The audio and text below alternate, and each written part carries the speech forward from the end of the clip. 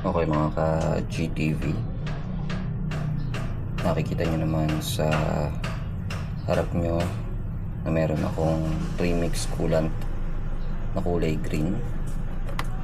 So alam nyo na kung ano yung content na gagawin natin for today. So as you can see, kulay green siya.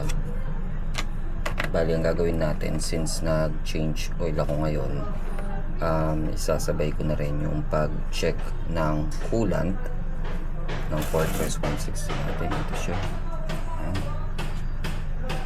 Tuturo ko sa inyo kung saan at paano. Mas maganda sana kung pang top up natin na coolant is the same brand. Kaya lang, since hindi naman na-disclose ni Bristol kung ano yung coolant na ginamit dito, is gagamit na lang tayo ng kakulay niya, which is yun yung recommended. So ang gagawin natin una is tatanggalin natin ito. Ayan, nakaano lang naman yan eh. Ayan, putres o rubber matting. Lagay ko muna sa ibabaw. So kung nakikita nyo, ayan, ito yung tatanggalin ko. So kukuha lang ako ng pansungkit saglit para makita natin yung loob, kasi doon tayo magtatap. Nandun yung reservoir niya. So pause ko muna itong video, buksan ko yan, pakita ko na lang din yung tool na gagamitin ko. Okay, so titingnan nyo dito sa ilalim. Itong butas na to, kung makikita nyo, butas yan. I don't know kung nagpo-focus siya, pero yan, wala kasi siyang indicator, like kung naka-level ba siya, kung high or low. So ang gagawin natin, isisilipin natin sa ibabaw, which is dito. Ayan, nabuksan ko na. Bali susi lang ang pinangbukas ko dyan. Bali yung takip niya, bubuksan lang natin ito para makita natin. There you go. So as you can see, meron naman siyang rubber na ano, at mukhang marami pa naman yung coolant, pero dadagdagan ko na lang din. Okay,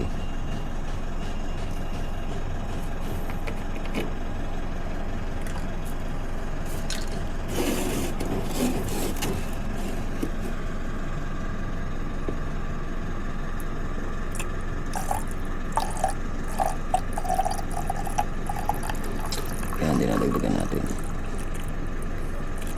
Oops, sumobra. That's okay. Ayan o, tignan, tumutulo siya sa ilalim kasi sobra yung nalagay natin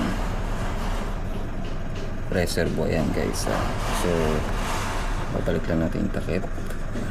Okay, parang kasi kaano yung kukuluyan eh, so kailangan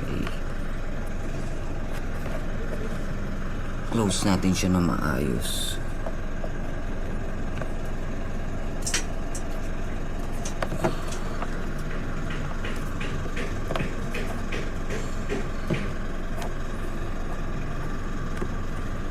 Make sure na nakalapat siya na maayos, kasi pagka mainit ang makina, kumukulo yan, tatapon. Ayan. May maririnig naman kayo ng tut, ganun, pagka naglapat na siya. I think lapat na ito, so I'm good with the reservoir. Ang pangit kasi dito walang indicator, tsaka parang ang liit na ng reservoir niya oh.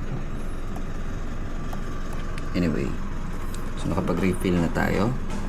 So ang ginamit ko pala ditong pambukas is yung susi ko lang sa top box ko. So hanggang doon na lang muna siguro ngayon. Kung nagustuhan nyo itong video, kindly leave a like and subscribe na rin kayo sa channel ko, kasi nag-upload pa ako ng maraming videos regarding sa Fortress 160 natin. Okay, happy Monday, peace out.